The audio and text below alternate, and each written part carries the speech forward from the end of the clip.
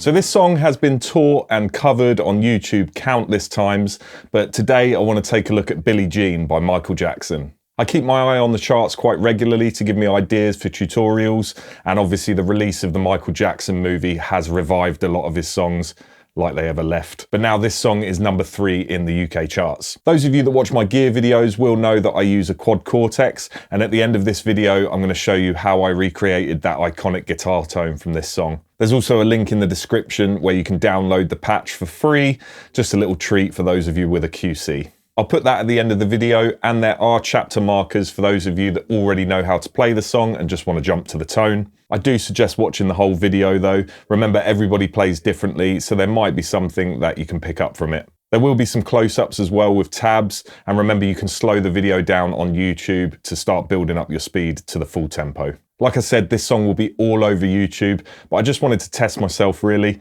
see if I could recreate a backing track or a good enough backing track to play along to, while also nailing the guitar tone as close as I possibly can. My highest viewed video on YouTube is actually me playing over the top of a Michael Jackson song years ago. So go and check that out if you want to see a very young version of me playing that song. Right, let's get into it, but before we do, please hit the subscribe button and the bell icon so you don't miss any future videos that might be right up your street.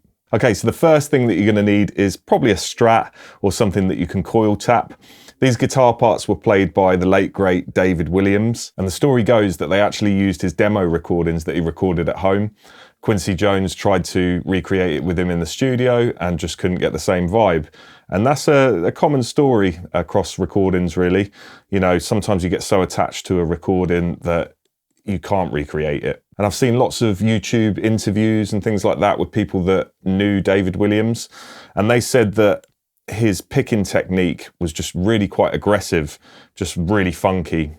So yeah, this is going to involve a lot of 16th note sort of down and up picking, and a lot of left hand muting as well, just so you can get that attack on the notes. So we're going to look at all the guitar parts, and there's not many. It's simple. You know, it just lends to the track without taking anything else away.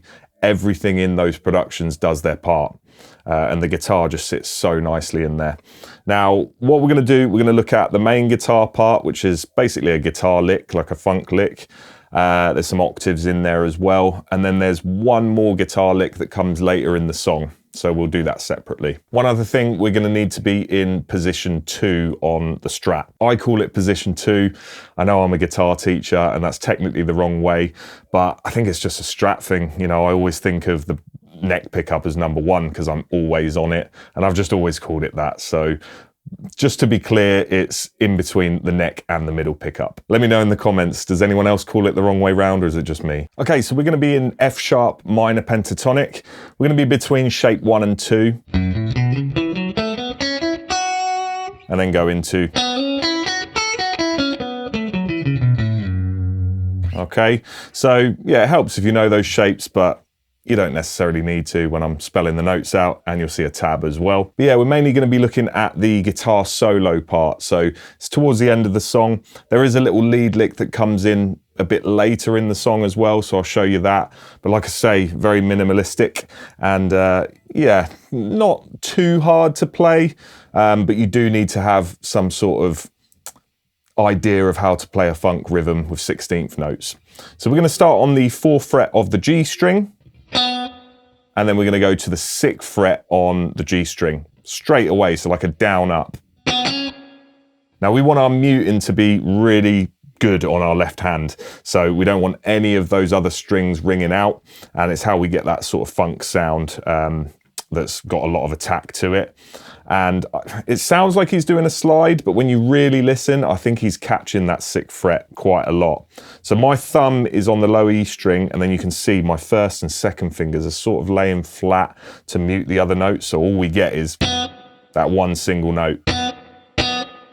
Okay, then we're going to go. Gonna come back to the 4 after that on a down.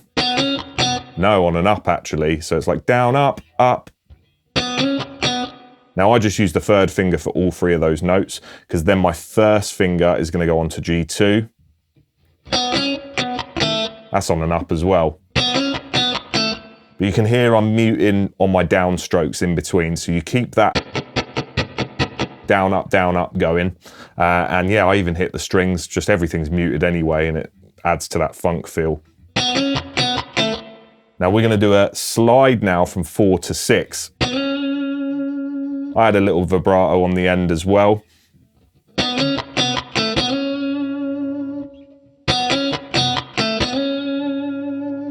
And that's mainly the lick, all on the G string basically. Now what we're also going to do is alternate that with a part that is exactly the same, but instead of the slide at the end, we're going to do 2 mutes. I forgot to say as well, before that lick comes in, you're going to do 2 mutes down, up before you start. So it'll be 1, 2, 3, 4.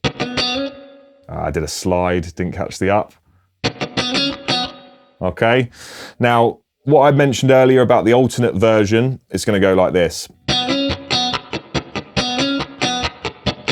So you're just going to go 4, 6, 4, mute, mute, mute, mute.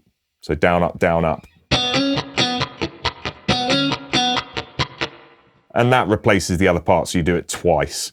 Now, when those bits come in is what you want to catch really. And this part is actually dotted around the song in multiple places, but we're just looking at the solo. You'll be able to hear when he's doing the mutes and when he's doing the slides on certain sections, but it does vary. So what happens in the solo is we get 3 with a slide.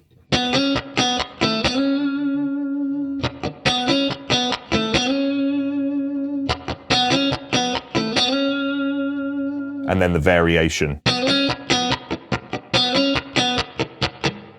And then on the repeat, we're going to do 1 with a slide, the variation, and then 2 with a slide to finish it off.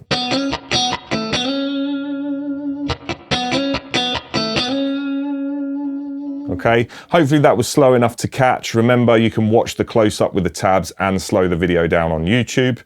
Now, right after that, we get our octaves, and they're quite easy because they're just on beat. So we're gonna go an F sharp essentially. 1st finger on the D string, 4th fret, and pinky on the 7th fret of the B string. And then in between that, you're gonna get some semiquavers. So you get... Now to get that sort of pulse, you're going to go squeeze the fret when you're going to hit it, or both frets in this case, and then just relax it, and you can see my other 2 fingers come down to meet the fretboard for the mutes. Actually, they might stay there the whole time, yeah. So just squeeze when you want to hit the octave.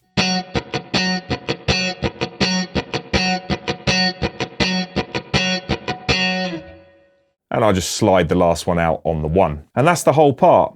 I think there's some repeats as well. It might repeat during the solo. I don't think it does though. Anyway, we're going to look at the close-up so you can see the tabs running along underneath at the same time.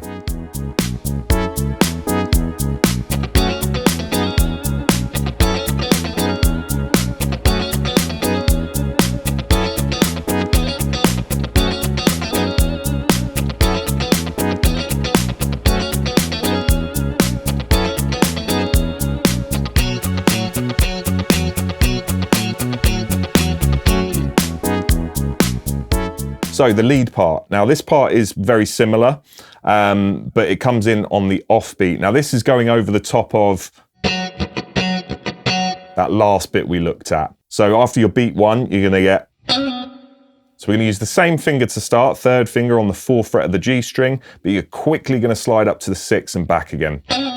Now there's less left-hand muting going on in this lick, because it's more of a prominent lick than the sort of funk rhythm part that's going on. But we do want to sort of get our down and up picking correct, and we do want to attack it quite well. Now, right after that slide and then the return, you're going to want to do a 2-4 on the G string as a down up.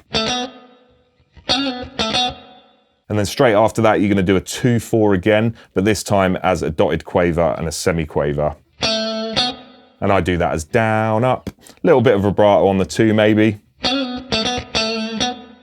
And then repeat that, but instead of doing the 4 on the G string as the last note, do 4 on the D string. And I also pull the 2 a bit just before that last D4, like a micro bend. Okay, so all together.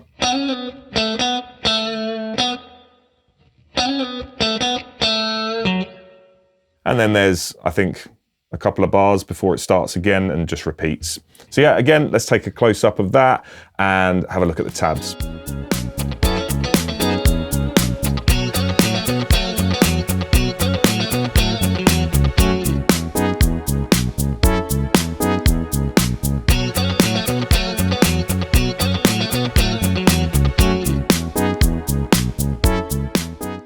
Okay, now let's take a look at how I got the tone. So this is Cortex Control. If you want to just download it from the Cortex cloud, it's under my username, link is in the description, and it's called Billie Jean. So it's pretty simple. I know from interviews that I've heard that David Williams recorded it DI. I think that's how you get that real sort of poppy in your face guitar sound. But I've gone for the Princeton, and all of this is, by the way, standard blocks from the Quad Cortex, so you don't have to have anything extra. So yeah, I've gone for the US Prince and then paired that, I think, with a stereo twin, yeah, this one here. Okay, I've left it, oh no, I have changed it a bit. Volume's how it is by default, and output. Bass I've just pulled back by 0.5 and treble up by 0.5. Then in front of that, we've got a boost with the gain turned down. I just always do this now, volume at 7.8. Obviously, when you're doing this, check it against your output and hit how hard you're going to hit and make sure you are just about touching that line. You don't want to be going into the red. And then the compressor. Now, this is pretty much giving me that spankiness of that tone, and I'm using the solid state compressor, which I feel is more like maybe they would have used on the recording. I haven't researched it that much, but I'd imagine there's some compression going on their desk, and it's quite a lot. We've got the ratio at 4, attack and release like this, some makeup gain in there, and our thresholds pulled down to 31.6, mix on full. Okay, and this is where we get sort of more of that recorded glassy tone. I've got a doubler on there with a little bit of spread.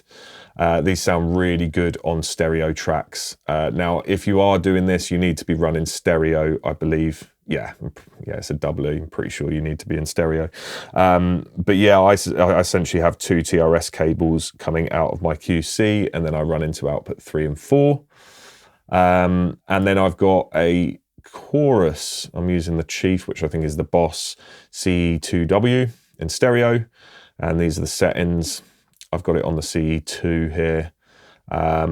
It might not be needed. I have set these as foot switchable, so you can turn all of these 3 on and off. There might not be any reverb. It's so in your face, that guitar tone, that it actually probably doesn't have any reverb. Maybe, I don't know. You'd have to hear the stems of the song, but I've just got the Spring reverb engine in stereo. This came in a later update, so if you haven't updated your QC, you will need to if you want to use this. But yeah, just very, very basic, and that's the sound I get out of it. I think the doubler does sound good. You might want to turn it off, especially if you're not running in stereo. And then obviously turn all of these, like your cab block, to mono. To do that, it's just up here. So you switch it on and off and select a stereo cab or a mono cab. Some people also route so that they've got 2 of the same amp and cab and do it that way. I just like saving the CPU. We're at 39% down here. And yeah, the lower latency, the more happy I am. So yeah, that's the tone. Like I say, you can download it from the cloud. just follow the link in the description. Thanks so much for watching. I really hope you got something out of that. There is a playlist on my channel called Teaching for other tutorials like this. And please let me know in the comments if there's anything else you want to learn. Thanks so much to everyone that's already sent in some requests for guitar tutorials in the comments section. I do try and do a video a week, but I do tend to alternate between a gear video and then a tutorial. So hopefully I will get to some of those requests soon. But yeah, please keep them coming. It gives me great ideas of what to do on this channel. I just thought some MJ this week would work really well and tie in nicely with how popular the film is at the moment. So thanks again, guys. Remember to subscribe and hopefully I'll see you in the next video.